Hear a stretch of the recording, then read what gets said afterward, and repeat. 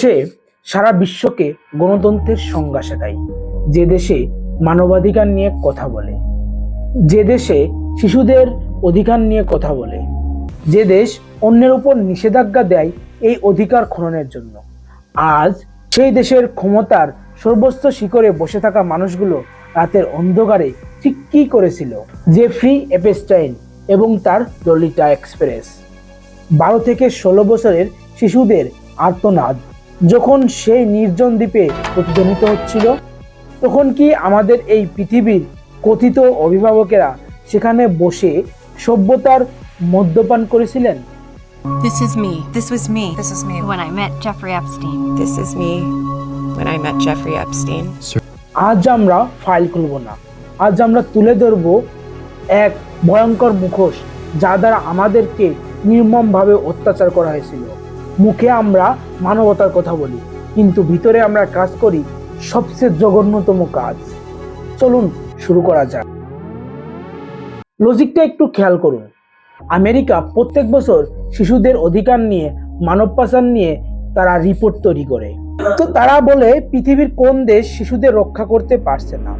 কিন্তু পর্দার আড়ালে আমেরিকার প্রাক্তন প্রেসিডেন্ট বিল ক্লিনটন থেকে শুরু করে বর্তমান president Donald Trump, tech giant Elon Musk, Bill Gates, এমনকি রাজ পরিবারের সদস্য প্রিন্স অ্যান্ড্রু পর্যন্ত সেই ট্রাফিকিং নেটওয়ার্কের নিয়মিত অতিথি ছিলেন। যারা সাম্য নারী অধিকার নিয়ে কথা বলে, তারাই বছরের পর বছর এই নারীদের, একটা শিশুদের অত্যাচার করে।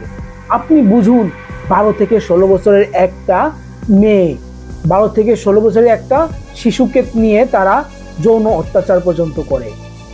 হ্যাঁ, আমি বলছি, বর্তমানে একটা নথি বের হয়েছে, সেই নথিতে এই গোপন তথ্য পাওয়া গেছে।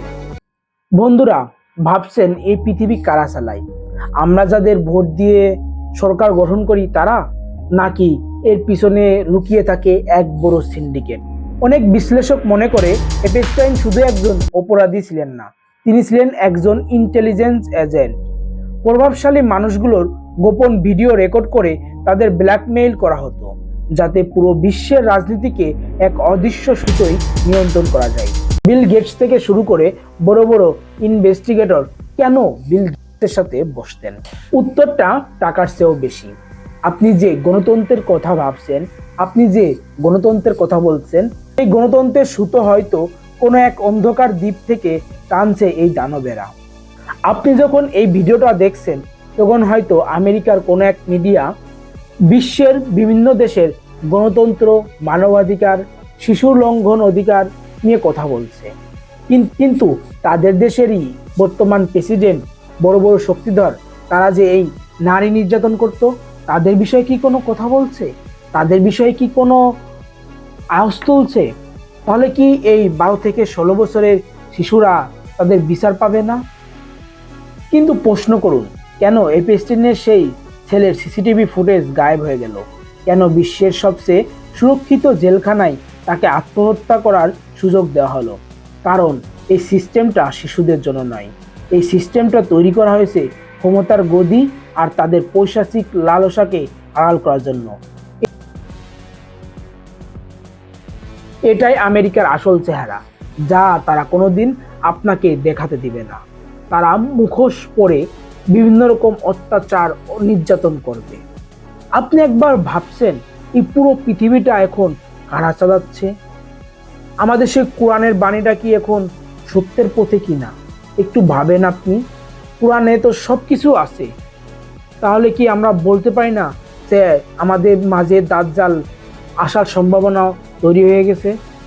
অসহায় শিশুদের ওপর নির্যাতন চালিয়ে যারা আজও বুক ফুলিয়ে বিশ্ব শাসন করছে, তাদের দেওয়া গণতন্ত্র বা সাম্যের বলি আমরা আর কতদিন বিশ্বাস করব? যারা নিজেদের পৃথিবীর মালিক মনে করে, তাদের পায়ের নিচে শত শত শিশুর দীর্ঘশ্বাস চাপা পড়ে আছে, তা বের করার সময় এখন। আপনার কি মনে হয়, পৃথিবী কি এখন সঠিক নিয়মে আছে, নাকি আমরা এক ভয়ঙ্কর মরিচার ভিতরে পড়ে আছি? আপনার মতামত কমেন্টে জানান।